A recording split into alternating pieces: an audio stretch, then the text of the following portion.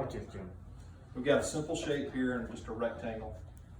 It's three-dimensional like a golf club is, and it doesn't look anything like a golf club, but it's got a lot in common with that golf club.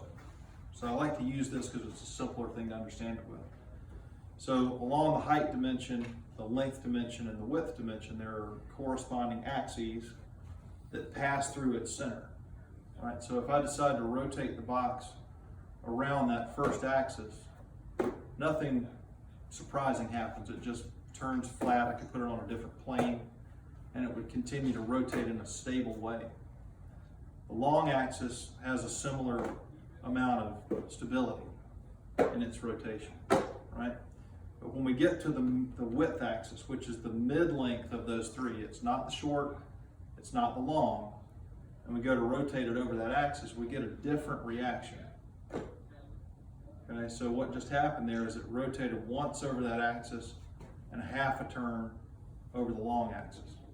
And what's really interesting is it's not some of the time, it's all of the time that it does that.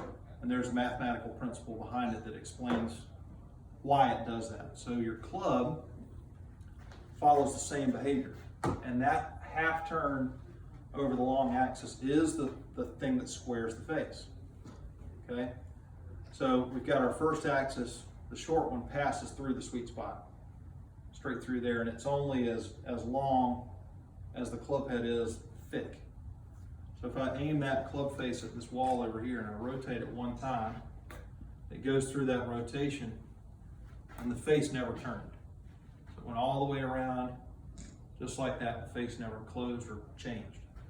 Our long axis is from the end of the grip to the sweet spot.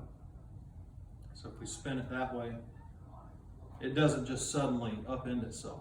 It just turns around the shaft, just like that. But we play golf from here to there, so we're rotating that club over this axis, passing through the sweet spot from heel to toe. So here the club's above my handle, here it's above my handle. So that's been one rotation, right?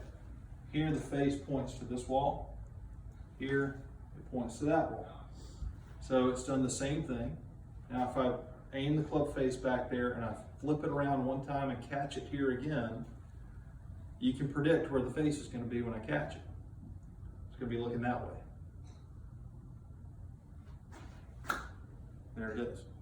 So it took that rotation the same way the box did without me making it do a thing. So there was no manual control in place in that. It was out of my hands. Just like the box did its behavior, the club does its same behavior. So as golfers, we have to understand that a neutral grip on the handle and an understanding of that will cause perfect square club face at impact every single time. If you want to turn it down and hit it like a low punch chip, you can close the face a little bit, make the same thing happen, the face will come in a little left.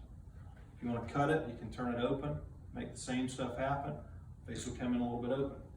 You factor in your alignment and your ball placements to go with those things, and you just make your motion. And the motion, the nature of the club, combined with your discipline to keep it moving in a circle and never overwork that closing force that's built into it, which you can really easily overwork.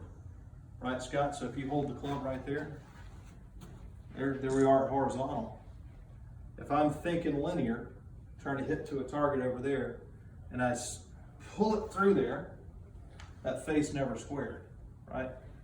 But if you hold it there and I make my arm passive, remember this is the end point for my work. I can't be working past this point, so therefore my arms would necessarily be passive at this moment if I've done it correctly. When Scott lets go, watch the behavior on the club face. Do it one more time. Squares itself right over. And it looks, to the untrained eye, it looks like the golfer is manually twisting it. But the club is turning the golfer. It's turning the golfer's arm. Right? So that's why it works. That's why what you said earlier about the harder you swing, the straighter it goes. That's the whole reason. Because we're not actively manipulating. I think guys with heavy linear have to have a real strong grip. Like we know this backswing position. We know who that is, right? And so he's threw the ball like that. It's inhuman. I can't do it. He gets that right side bend, puts himself in some kind of crazy contortion that most average people are never going to do. No. But anybody can do what we're talking about here. That was awesome, Ben. Thank you. No problem.